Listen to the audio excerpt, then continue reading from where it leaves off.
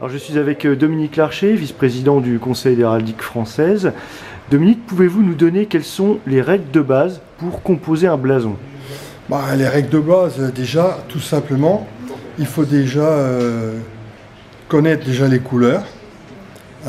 Par exemple, si on met du rouge, ça veut dire gueule, vert, c'est le sinople. Les règles de base, c'est pas le plus important en fin de compte.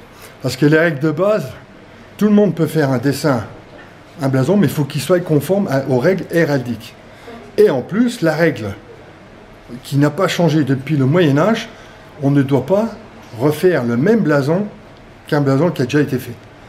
Autrement, on appelle ça de l'usurpation. Qui premier a droit, adage, comme au temps du Moyen-Âge. Bon, bien sûr, après, il faut quand même s'adresser à une personne qui connaît un peu les bases, au niveau des couleurs, les meubles, c'est-à-dire ce que vous pouvez mettre à l'intérieur. Et ce qui est très difficile aussi, je pense, c'est le blasonnement. Le blasonnement, c'est le texte qui va avec le blason. Par exemple, vous avez le blason de la Lorraine. Si vous avez que le dessin, il faut mettre le blasonnement. Le blasonnement, c'est, si vous vous rappelez du blason de la Lorraine, c'est d'or à la bande d'argent chargée de 3 alérions. Non, la bande de gueule chargée de 3 alérions d'argent. C'est ça la différence qu'on a par rapport à un logo.